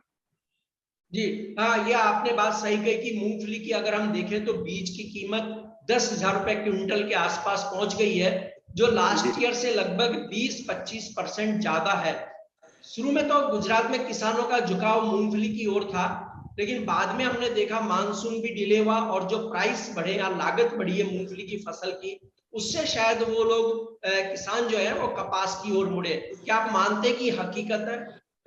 यस, 100%। इसमें क्या है कि जो पिछले साल से 25% आप बोले वो सिंगदाने के भाव ऊंचा है, और सोइंग टाइम पे जो 3,000 रुपये का 20 किलो का भाव है ये, और 2,000 का खत का भाव है, तो फर्स्ट टाइम 5,000 रुपये का खर्च हो जाता पर बीघा, मतलब वो 12-15 हजार रुपया एकड़ पे खर्चा हो जाता। इसलिए मूंगफली कम डाल रहे हैं साल, वो जो कपास डाल रहे तो कपास कम भाव में होता। और ये साल लास्ट में अभी हमारे मार्केट में 1,600 1,500 रुपया पर 20 किलो का भाव है कपास का। वो देख के किसान लोग वही डाल रहे हैं। अभी हमारे बहुत ये मार्केट में अभी कपास आ रहे हैं तो 1,500 से लगा के 1,650 रुपया पर 20 किलो का भाव है। वो देख के किसान लोग जो मूंगफली में जाने वाला था वो अभी डाइवर्ट हो गया काफी लोग कि भाई ये तो जो एमएसपी भाव बढ़ाया है गवर्नमेंट ने, पर गवर्नमेंट से ये साल ऐसा लग रहा है सब लोग को कि भाई गवर्नमेंट से जो प्राइवेट जिनर्स है उसका भाव ज्यादा रहेगा, इसलिए अपने को सीसीआई में भी नहीं जाना पड़ेगा, घर पे ही वो माल बिक जाएगा कि वो जिनर्स लोग लेने के लिए आएगा और बिक जाएगा ऊंचा भाव में। अभी कपासिया का भाई भाव ऊंचा है, इससे काफी किसान लोग सोच रहे हैं कि भाई कपासी डालो। और जो लेट हुआ और अभी थोड़ा धूप गिरा, जहां मूंगफली और सोयाबीन डाले थे कई जगह पे, ऐसा नहीं है कि सभी जगह पे, जहां खेत अच्छा नहीं है वहां वो सूख गया, सोयाबीन और मूंगफली सूख गया, तो वहां भी अभी कपास डालने का, जहां बारिश अभी हुआ वहां कपास डाल रहे। जी राकेश जी, एक बहुत बड़ी रोचक बात है इस बार की हम तिलहन की बात करें, चाहे मूंगफली है, सोयाबीन है, जो इस सीजन की सबसे बड़ी प्रमुख तिलहन फसल है, उनकी प्राइस ऊंचे। कपास के भाव देखें तो कपास के भाव ऊंचे। तो क्या तिलहन और कपास के बीच एक कंपटीशन चल रहा है कि किसकी बुआई ज्यादा होगी? कुल मिलाकर आपको किसका रकबा भारी पड़ता दिख रहा है? देखिए, ये ऑप्शन नॉर्थ में तो है नहीं। हमारे यहाँ पे या तो पैडी है, गवार है या दलहन है। ये ऑप्शन जो है या तो गुजरात में है मूंगफली की, या सोयाबीन की ऑप्शन जो है गुजरात, मध्य प्रदेश और महाराष्ट्र में। तो जरूर लोगों को सोयाबीन का प्राइस अट्रैक्टिव लगता है।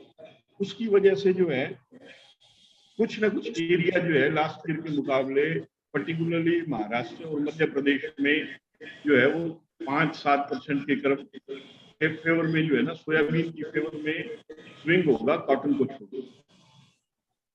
जी तो आपके बात जो तिल्ली और कपास के बारे में बोले तो आज तिल्ली का भाव 8,000 रुपये का है क्विंटल का, और 8,000 कपास का भाव वही है। और इसमें क्या कि लास्ट जब भी वो क्रॉप आएगा तिल्ली में, तब जो बारिश थोड़ा सा गिर गया तो तिल्ली बिगड़ जाता। वो हिसाब से तिल बहुत पसंद नहीं करते। कपास तो लॉन्ग टाइम का क्रॉप है, तो उसमें फायदा किसानों को काफी फायदा रहता। और पर एकड़ पे 20 मण એટલે समझो के 4 क्विंटल तिल्ली का क्रॉप आता। उस जगह पे आप सोचो तो 50 से 60 क्विंटल कपास का क्रॉप आता, तो किसानों को उसमें फायदा है, इसलिए कपास ज्यादा डाल रहे। जी अवंतिका जी, आपके जो एरिया है, अमरेली वाली पूरी बेल्ट है आपकी, वहां पर कपास की बुआई कैसी चल रही है? और क्या आपके इलाके के भी किसान कपास को ज्यादा पसंद कर रहे हैं या अन्य फसलों की ओर जा रहे हैं? हाँ जी, जरूर मैं बताना चाहूंगी कि इस साल क्या हुआ था कि 17 मई को वो साइक्लोन आ गया था यहाँ पे अमरेली डिस्ट्रिक्ट में। तो क्या हुआ कि एकदम से वो चेंज हो गया वातावरण बिल्कुल से। तो सब लोग कपास ही बुआई करने वाले थे, लेकिन वो बीच में ही वो जो सीजन चालू हुआ जून में, वो जो बारिश आती है, तो उसके पहले ही मई में बारिश आ गई। तो सब लोग का डिसीजन चेंज हो गया और मूंगफली की ज्यादा बुआई हो गई इस साल। तो वो देखे तो वो जो कॉटन का सोइंग है वो इस साल 50 से 60% ही हो सका है।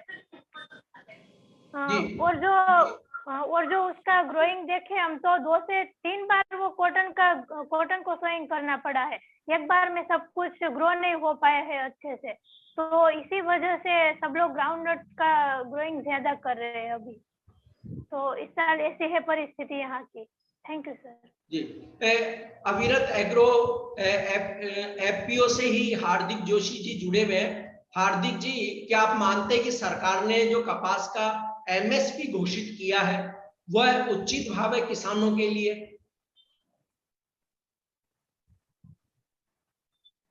हार्दिक जोशी जी शायद वे जुड़े हुए नहीं लग रहे हैं इस समय। अरविंद भाई, आप बताइए कि जो एमएसपी जो डिक्लेयर हुई है, क्या वो किसानों के लिए उचित भाव है या अन्य फसलें उनके लिए ज्यादा आकर्षक है इस समय?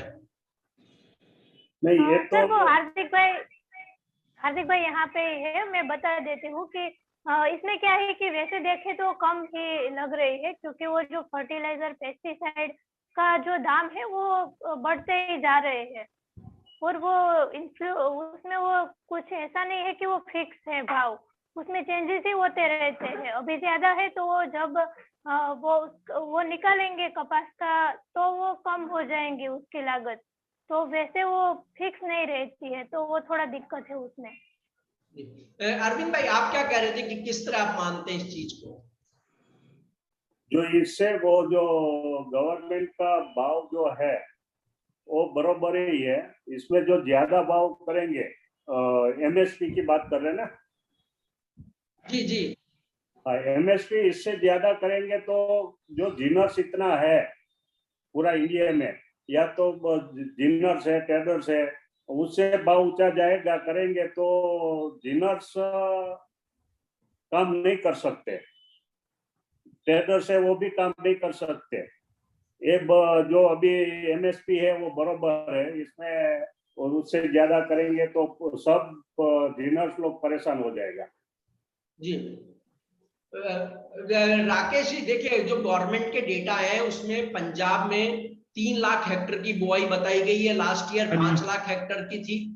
हरियाणा के डेटा देखें सरकारी तो 6.88 लाख हेक्टेयर में बुआई हुई है, लास्ट ईयर ये 7,37,000 हेक्टेयर में थी। राजस्थान के डेटा देखें तो 5,82,000 हेक्टेयर में बुआई हुई है इस साल अभी तक, जो लास्ट ईयर 6.58 लाख हेक्टेयर थी। यानी एक उत्तर भारत जो सबसे पहले फसल देता है, जिस पर पूरे भारत की नजर रहती है, वहां कपास का रकबा घटा है या कपास के प्रोडक्शन में कोई कमी आएगी या यील्ड फिर बराबर रह जाएगी? देखिए सर, जो 5 लाख की जो बात कर रहे हैं ना पंजाब की, जी जी वो पंजाब के अंदर 5 लाख नहीं हुआ, वो तो एक सरकारी आंकड़े हैं जिसकी बाद में पुष्टि करके उन्होंने कहा भी हमारे यहाँ जो एरिया है वो 2.51 लाख हेक्टेयर ही था।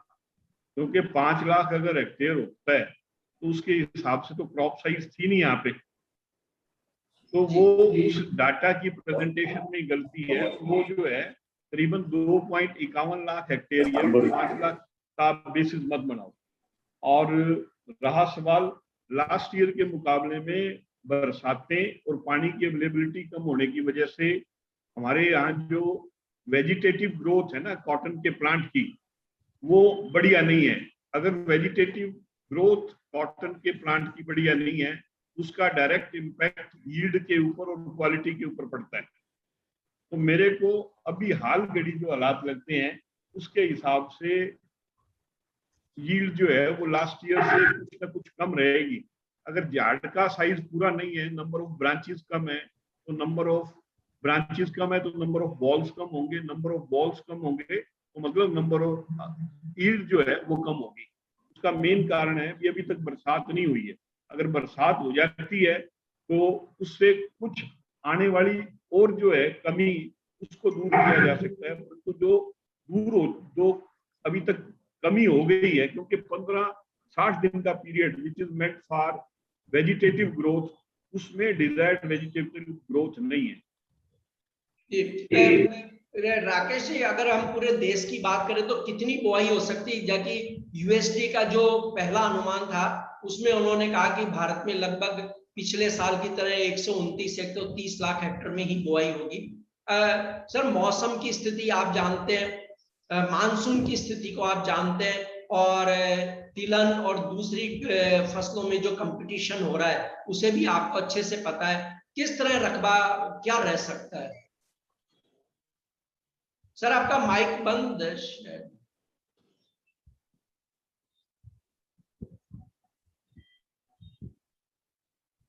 जी कहिए।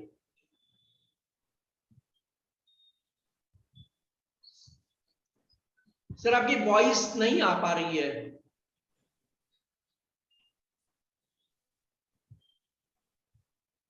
अभी भी नहीं आ रही है।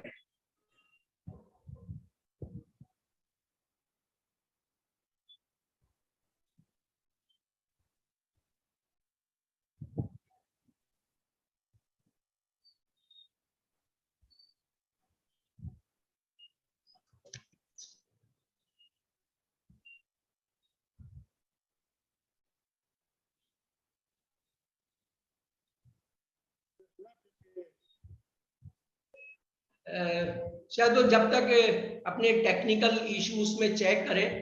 अरविंद जी, यूएसडी ने जो कहा था कि 130 लाख हेक्टेयर 129 लाख हेक्टेयर में भारत में बुआई होगी, लेकिन मौसम, मानसून और जो दूसरी फसलों का जो रुझान है उसे देखते हुए आपका क्या अनुमान है कि पूरे देश में कितनी बुआई हो सकती है कपास की इस साल? करीबन उतना तो हो ही सकता है, इसमें कोई कमी होने वाला नहीं है, ऐसा लग रहा है मुझे तो। जी, और कॉटन का उत्पादन कितना हो सकता है? यूएसडी ने जो अपनी ताजा रिपोर्ट है उसमें कहा था कि 63 लाख टन के आसपास भारत में प्रोडक्शन 21-22 में हो सकता है, जो पिछले साल 61.62 लाख टन रहा था।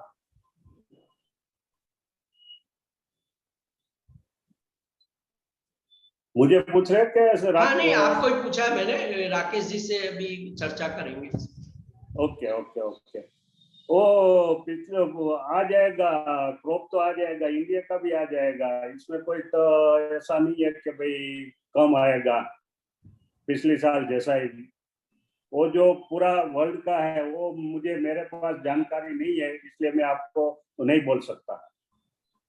जी, राकेश जी, आप क्या कहेंगे कि सर कितनी एरिया में बुआई हो सकती है इस बार, या क्या सिचुएशंस रह सकती है? वॉइस उसका नहीं आ रहा है जी, यहाँ से वॉइस ऑन है सर, हमारे यहाँ से बिल्कुल।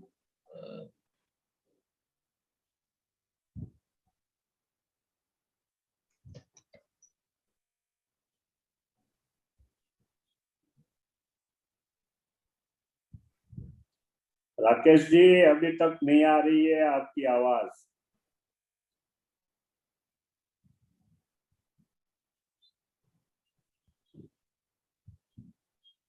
राकेश जी, आप एक बार अपने स्पीकर को ऑन करिए सर, वापस माइक को। ऑन है सर आपका माइक वहां।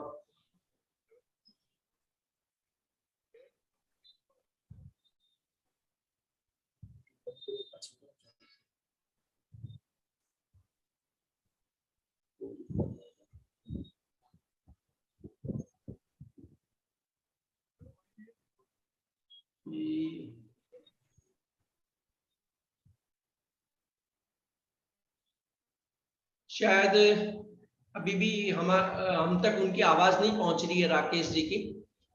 चलिए, राकेश जी, आपके यहाँ कोई सिस्टम पर व्यक्ति हो तो आप थोड़ा सा प्लीज जरा उससे चेक करवाएं, तब तक मैं अरविंद जी से और एफपीओ से हम इस चर्चा को आगे बढ़ाते हैं। अवंतिका जी, आप क्या मानती है कि जो सरकार ने एमएसपी जारी किया वह किसानों के लिए एक अच्छे भाव है, और इससे क्या रुझान पड़ेगा? जैसे कि अरविंद जी ने भी कहा कि कपास की बुआई में कोई अंतर नहीं आएगा, कपास की बुआई 130 लाख हेक्टेयर के करीब हो जाएगी। सर वैसे देखें तो वो जो आंकड़े हैं कि इतने हो जाएंगे तो वो ठीक है कि वो इतनी बुआई हो जाएगी, लेकिन वो एरिया वाइज मेरा क्या मानना है कि वो चेंज होता रहता है, कि वो हर साल फिक्स नहीं रहता कि इतना ही कॉटन ग्रो होगा, क्योंकि हर क्षेत्र में देखें तो वो वातावरण है वो डिफरेंट होता है, तो इसी रीजन से भी वो चेंज हो जाता है। और कई बार वो अटैक है, पेस्टिसाइड का वगैरह अटैक है, तो उसी की वजह से भी यील्ड कम आ जाती है, ऐसा भी हो सकता है अगर। और जो बात करें प्राइस की, तो वो तो चेंजेस रहता ही है कॉटन में। वो जो हम दूसरी प्रोडक्ट को देखें तो इसी की तरह वो प्राइस वो ऐसा ही नहीं रहता, फिक्स नहीं रहता, कॉटन में हर बार चेंज रहता है। अभी देखें कि स्वयं के टाइम जो कॉटन की प्राइस है इतनी वो हम देखें तो लास्ट में सितंबर में नहीं होगी, तो ऐसे चेंज रहता है, तो उसमें मैं ज्यादा कुछ तो नहीं कह पाऊंगी।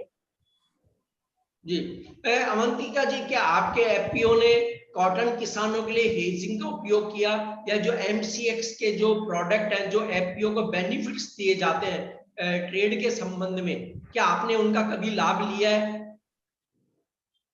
वो कपास में देखे तो कपास में तो नहीं लिया है, वो ग्राउंड नट का वगैरह हमने खरीदारी करके वो हम जुड़े थे एनसीडीएक्स के साथ भी, लेकिन वो कपास में ऐसा कुछ नहीं हो सकता है अभी तक। उम्मीद है, लेकिन आप जैसे एमसीएक्स का जो प्रेजेंटेशन था बदरुद्दीन जी ने जितने बेनिफिट्स बताए एफपीओ के लिए, उम्मीद है कि आप इस नए सीजन में उनका लाभ लेंगे।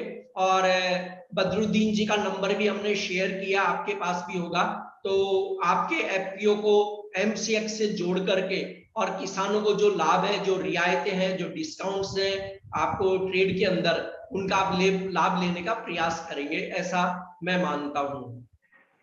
जी पक्का, हम इस साल देखेंगे कि कैसे जुड़ सकते हैं एमसीएक्स के साथ और ज्यादातर किसानों को कैसे लाभ मिल सकता है, तो जरूर हम ट्राई करेंगे। मेरे पास नंबर भी है, मैं ट्राई करूंगी।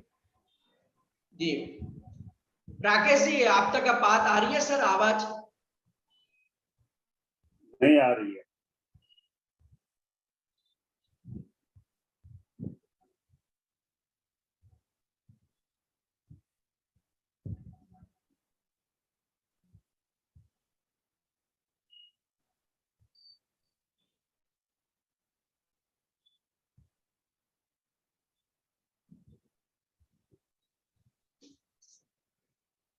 सर, नीचे कंप्यूटर या मोबाइल जिस पर आप है उसमें स्पीकर पे क्रॉस का निशान तो नहीं है वहां?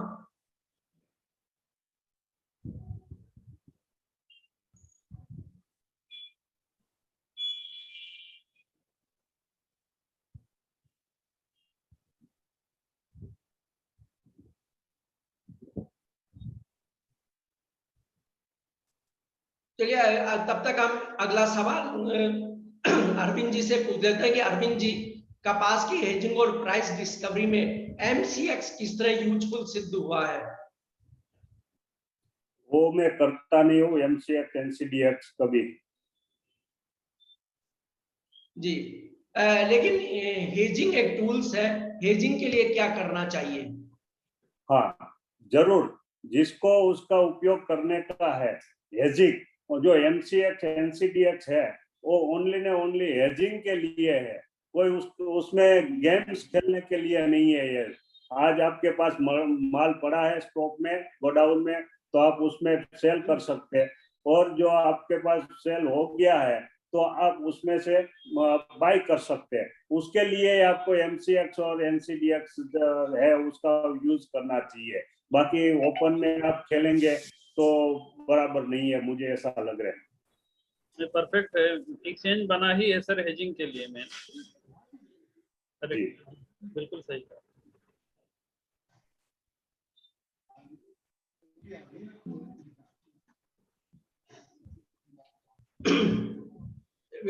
अरविंद जी, ये जो सीजन का अंत होगा उसमें कॉटन का स्टॉक कितना रह सकता है भारत में, क्लोजिंग स्टॉक कितना आ सकता है?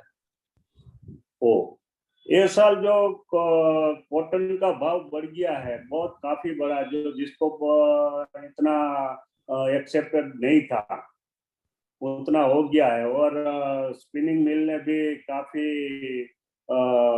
जो बंद पड़ा था वो भी चालू कर दिया।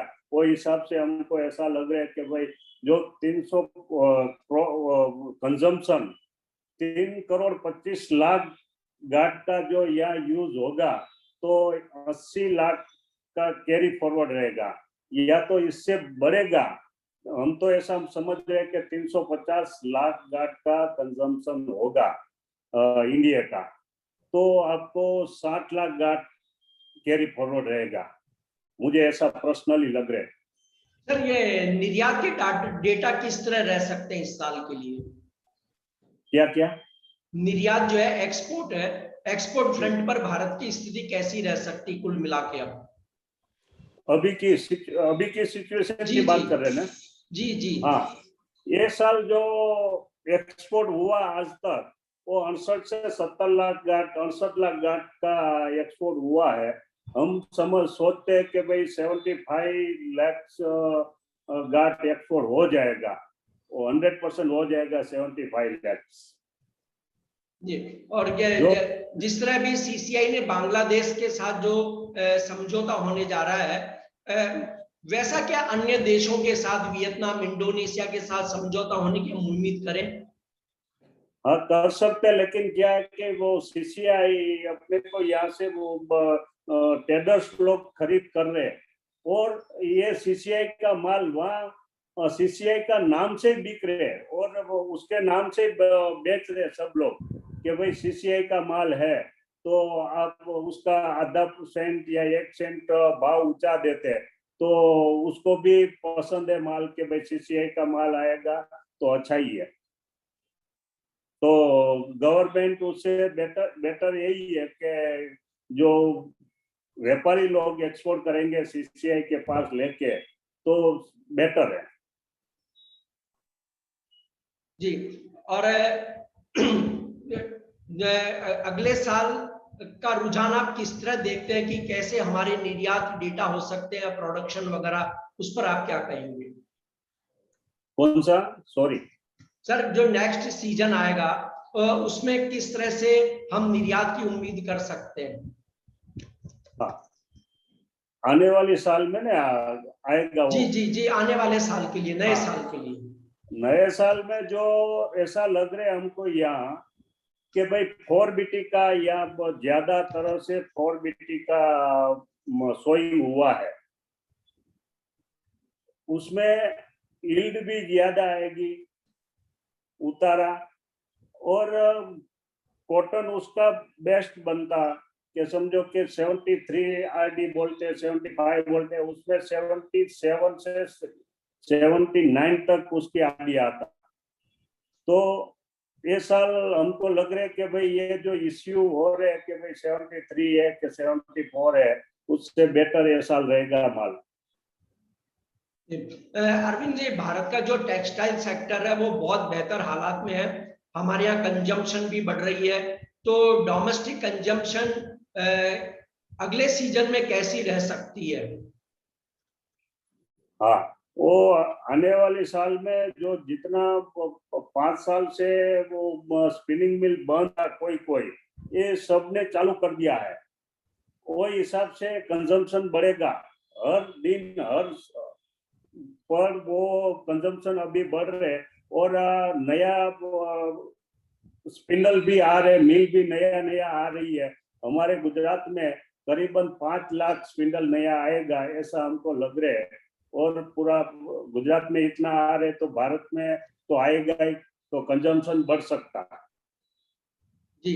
अवंतिका जी, मैं आपसे एक सवाल पूछना चाहता हूं कि आप किसान संगठन चलाते हैं, कि एफपीओ आपका बना हुआ है, तो आपके एरिया में किसान के लिए कपास की लागत कितनी आती है, और क्या उसे लागत से बेहतर प्राइस मिल रहे हैं?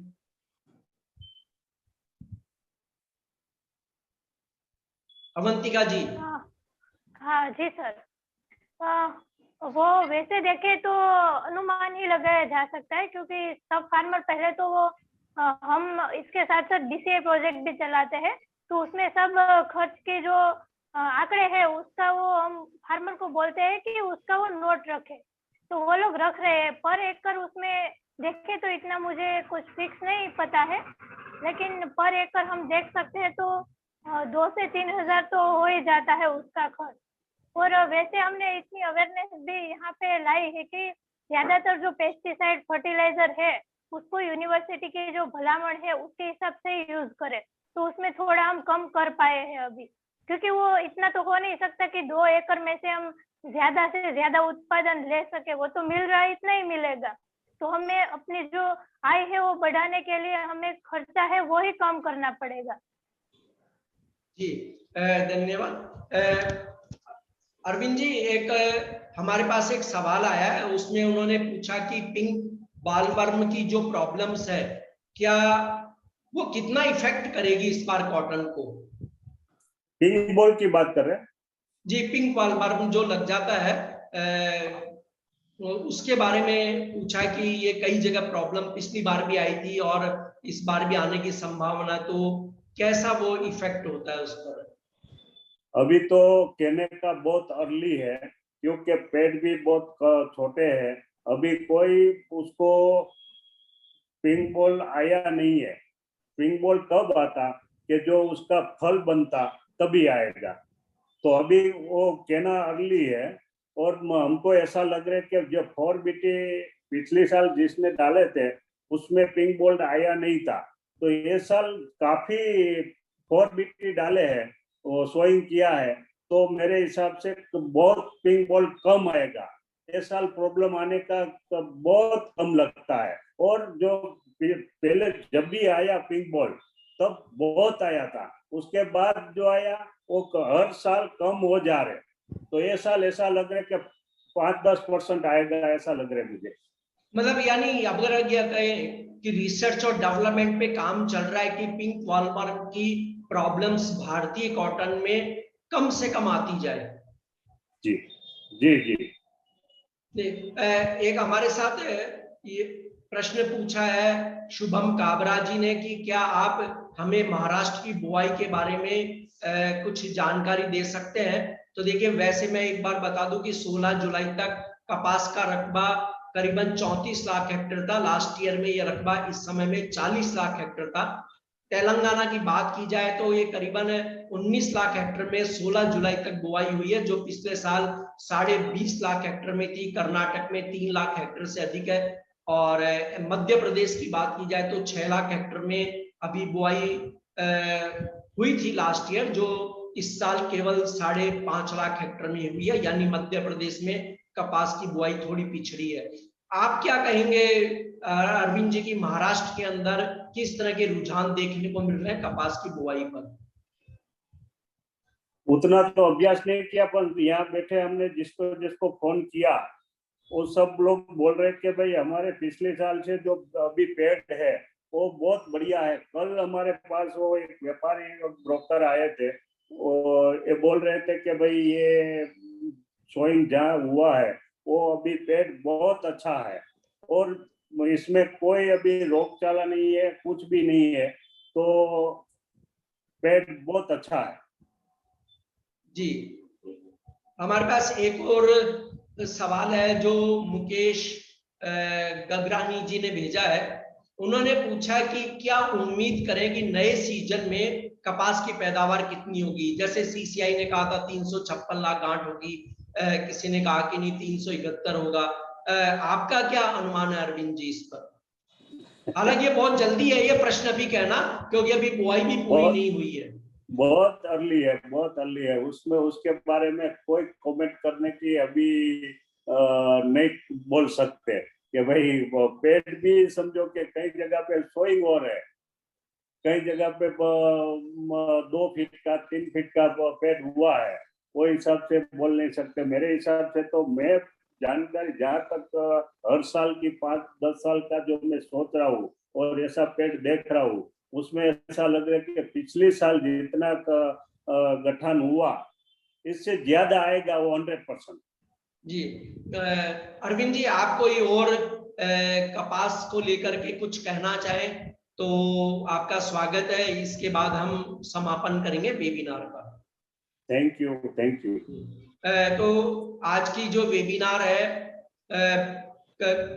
ये कपास को लेकर के कि कपास की हेजिंग और प्राइस डिस्कवरी की जागरूकता में श्री बदरुद्दीन जी खान MCX से और जयदीप कॉटन फाइबर्स राजकोट से अरविंद पटेल जी और इंडियन कॉटन एसोसिएशन भटिंडा के पूर्व अध्यक्ष राकेश राठी जी, इसके अलावा अविरत एग्रो प्रोड्यूसर कंपनी की CEO अवंतिका कंती जी और हार्दिक जोशी जी का हम हार्दिक आभार प्रकट करते हैं, धन्यवाद देते हैं कि उन्होंने अपने कीमती समय में से हमें समय दिया और वेबिनार में अपने विचार रखे। उन सभी दर्शकों का भी हम तहे दिल से शुक्रगुजार हैं जिन्होंने इस वेबिनार को अटेंड किया और यहाँ उन्होंने सवाल किए, हमें सुना और उम्मीद है कि हम जल्दी ही अगले विषय को लेकर के और आएंगे आपके साथ में। धन्यवाद, आपका दिन शुभ हो। एक फीडबैक का रिक्वेस्ट है कि लोगों से पूछ लिए कैसा लगा, उस पे चैटिंग पे आपने हमारा अच्छा लगा या गुड, एक्सीलेंट, ओवरऑल वेबिनार कैसा लगा सर, एक फीडबैक ले लीजिए। और मैं ये भी कहना चाहूंगा कि वेबिनार के बाद भी देखिए हमने मेल एड्रेस डाला है, बदरुद्दीन जी का नंबर है, मोलतोल का नंबर है, आप अपने सवाल हमें बाद में भी पूछ सकते हैं जिनका हम पूरा जवाब देने का प्रयास करेंगे। मोलतोल फेसबुक पे ये प्रोग्राम लाइव था, इसके अलावा कुछ समय पश्चात यही वीडियो मोलतोल यूट्यूब पे डलेगा, जो कि लिंक हमने यहाँ चैट बॉक्स में डाला है, आप भी इसे देख सकते हैं और अपने जो साथी हैं जो कॉटन से जुड़े हुए हैं, किसान हैं, व्यापारी हैं, ट्रेडर्स हैं, मीलर्स हैं, सभी इसे देख सकते हैं और अपनी प्रतिक्रिया हमें जरूर दें ताकि हमें ये जानने को मिले कि कपास को लेकर के आपका भी अपना नजरिया क्या है, आप अपनी टिप्पणियां जरूर दें। धन्यवाद।